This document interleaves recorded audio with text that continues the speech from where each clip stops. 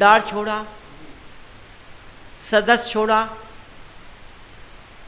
सबसे मोह छोड़ा। छोड़ा कि नहीं छोड़ा? है किस में आ गया? वैराग में आ गया।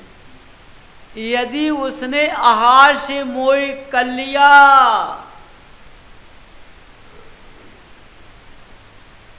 तो रास्ते से गिर गया। किसी भी की ये याचना कर ली कि हम जिनालय बनवाएंगे तो रास्ते से गिर गया। क्योंकि वैराग तो केवल किस पर है?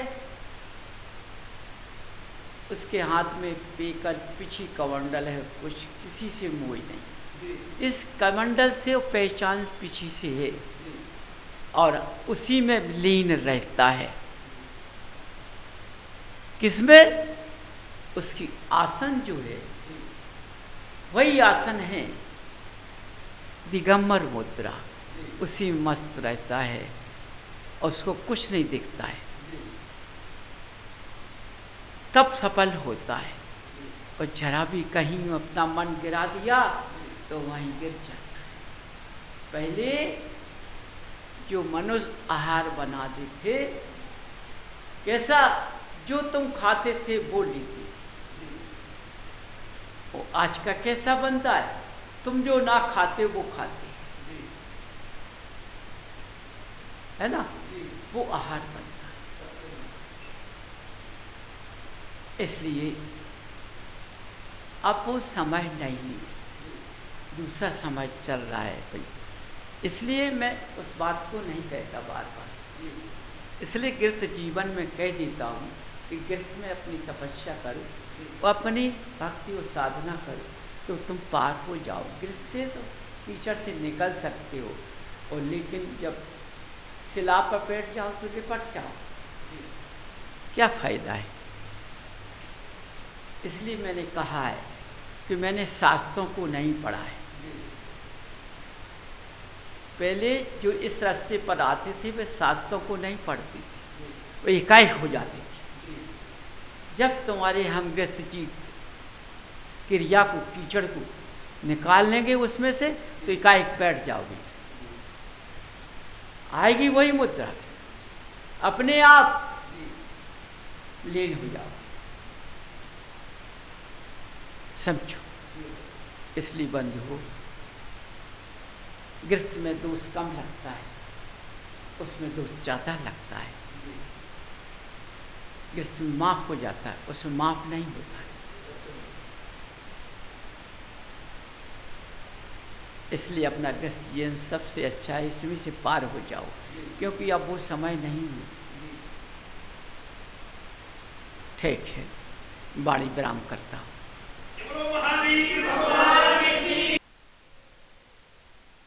देखो,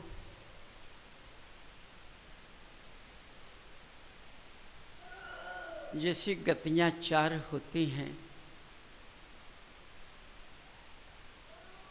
गति तो चार होती हैं, योनियां कितनी होती हैं?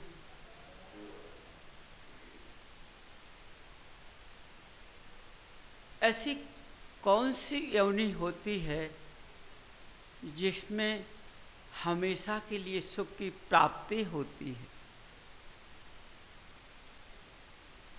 हमेशा सुख मिलता रहता है और अपना जीवन सुखमय निकालता है।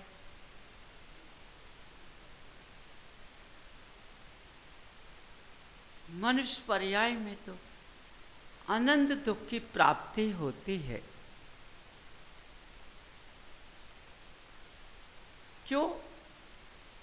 मनुष्य गति में हर वस्तु का ज्ञान होता है। जो हर वस्तु का ज्ञान होता है तो हर चीज का स्वभाव भी पहचान होता है।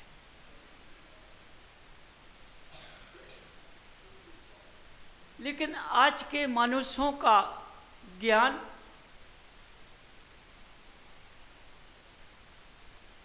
कहाँ पहुंच गया है?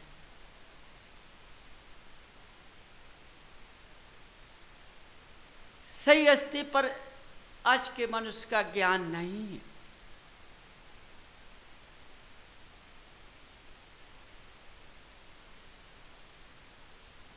मनुष्य का ज्ञान ऐसे रास्तों पर पहुंच गया है जिससे स्वयं की पहचान भूल गया है। हम मनुष्य हैं या नहीं हैं? हम मनुष्य गति में पुरुष हैं या नहीं है? हम मनुष्य गति में स्त्री हैं या नहीं है? ये रास्ता भूल गया है। समझो, स्त्री पुरुषा का काम करती है, मनुष्य स्त्री का काम करता है। आज का समय ऐसा बोल रहा है। ज्ञानी का ज्ञान कहाँ चला गया है? वह सेठ साहूकारों का काम कर रहा है। आज का ज्ञानी जैसे सेठ साहूकारों को माया लगी हुई है, ऐसे आज के ज्ञानी को माया लगी हुई है।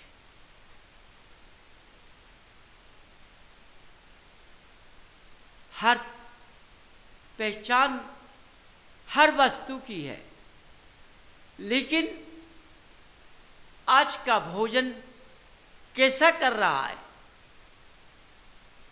पवित्रता का भोजन नहीं है, अशुद्धता का भोजन कर रहा है।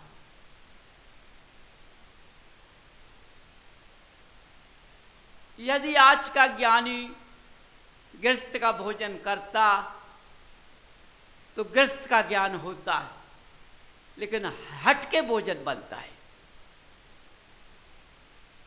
तो आज हट के ज्ञान पहुंच गया है। गृहस्थ का जीवन का प्राणी मात्र सदस्य, गृहस्थ का जीवन अभक्ष का भोजन करता है। आज देखो, हर घरों में नरक का वास है।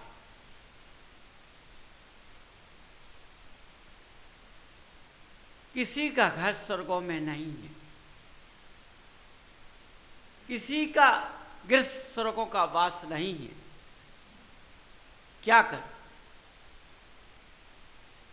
जब भर क्षेत्र में आज देख रहा हूं, चारों तरफ नृत्य बिंदु को फेंका, तो ज्यादा विद्वान जो मनुष्य हैं,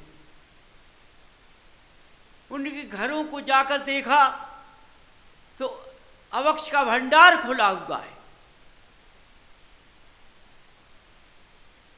बोलो, कितने ज्ञानी हैं? कितना ज्ञानी है जीव, और उसके घरों में अभक्ष का भंडार खुला, माने उसका परिवार गृहस्थ में डूबा हुआ है और अभक्ष में डूबा है। सोचो आज क्या चल रहा है।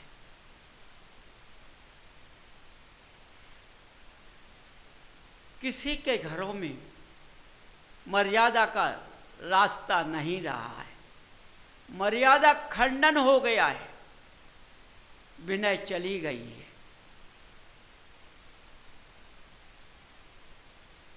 अब भगवान का भक्ति, भगवान का पूजन, भगवान का तप क्या करेगा? जब मनुष्य अपने को भूल गया है, अपने परिवार को भूल गया है, अपने सदस्य को भूल गया है, तो भगवान को भूल गया है। आज इस भर क्षेत्र पर चलकर देखो, ये कर्म भूमि में भूमि बदल चुकी है, चारों तरफ नगाड़े बज रहे हैं, भगवान का स्मरण कोई नहीं करता है।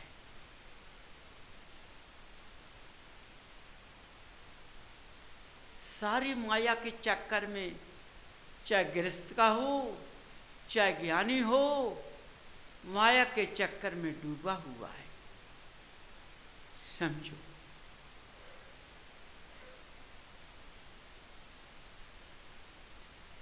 सोना चांदी सब चला गया, रतन सब चले गए, कागज के नोटों में फिर रहा है, जो किसी काम के नहीं है।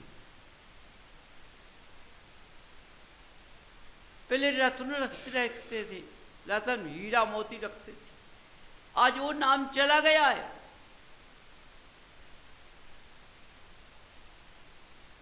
लेकिन ये नहीं सोचता है तो ये कागज के नोट कब तक रहे, ना मालूम कब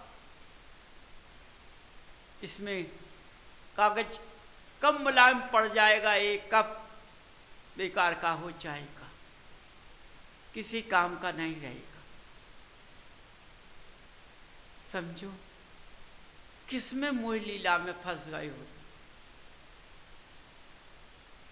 रतन होता मैं समझ लेता, हीरे मोती होते समझ लेता, है ना। अरे इस नर रतन को भूलकर तुम कहां चले गए। ये तुम्हारा जो रतन है, ये नर रतन है, इसको तुम भूल गए हो किस माया में, जो किसी काम की नहीं है।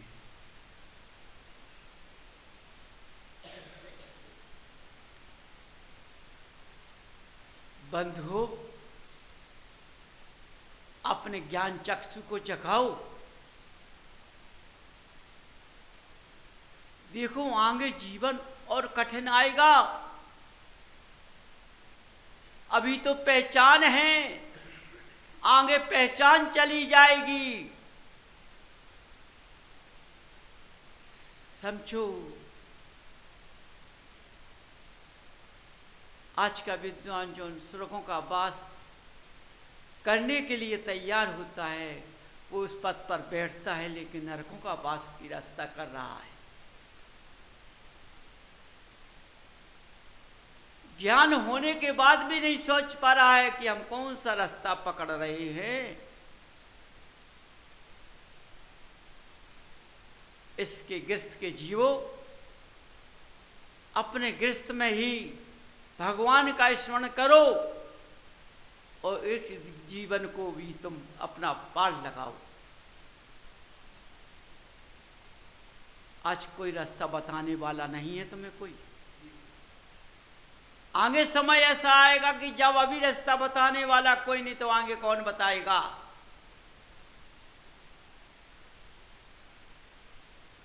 समझो, देखो यहां पारस ने मनुष्यों को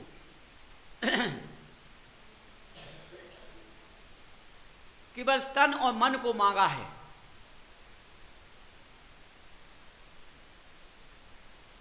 तन और मन को बांध करके अपने भगवान की भक्ति करो। धन स्वयं इच्छा से लगाओ। देखो, ये हाथ मुट्ठी से बांधना नहीं है, हाथ खोलना है, इसको बांध कर नहीं रखना है। ये मुट्ठी नाम पर नहीं चलती है, ये मुट्ठी कर्मों पर चलती है।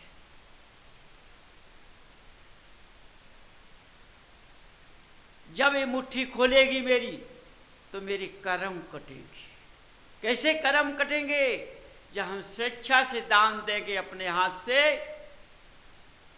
एक पैसा मेरा जाने कितना काम करेगा।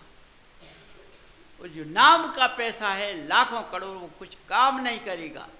तुम चारों तरफ देख लेना, जहां नाम का पैसा चल रहा हो कुछ नहीं मिल रहा है। माया के चक्कर में फिर रहे। काला पैसा शरीर को खाता है।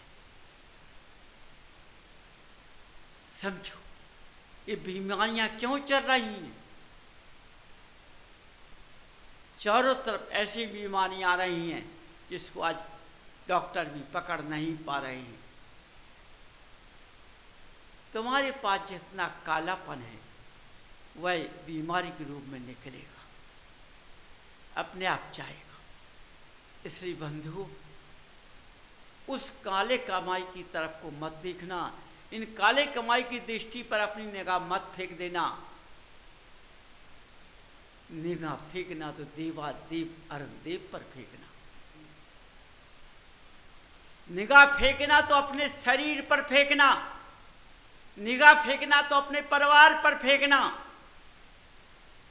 मेरा परिवार ना बिगड़ जाए, मेरा शरीर ना बिगड़ जाए, मेरे देवादेव अनंत देव हमसे ना छूट जाए। समझो बंधुओं, यदि तुमने निगाह को अपने बांध लिया, अपने निगाह को अपने शरीर से देख लिया, तो ये शरीर तुम्हारा कुद्रूप नहीं होगा। समझो,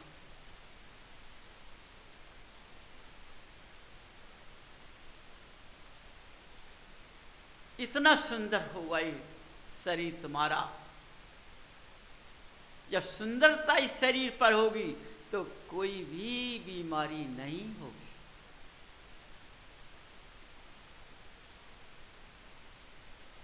देखो, चिंता करो, अपनी करो, पर की मत करो।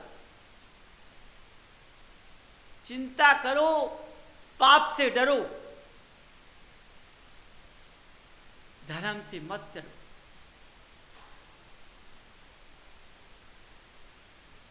चिंता करो, आलोचना मत करो।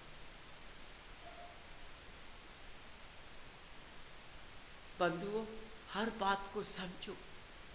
जो यहाँ की वाणी निकलती है वह सारी गृहस्थ जीवन ज्ञानी पे जा रही है, किसी को नहीं छोड़ रही है। क्योंकि महावीर की जब वाणी निकली है तो महावीर के काल के बाद में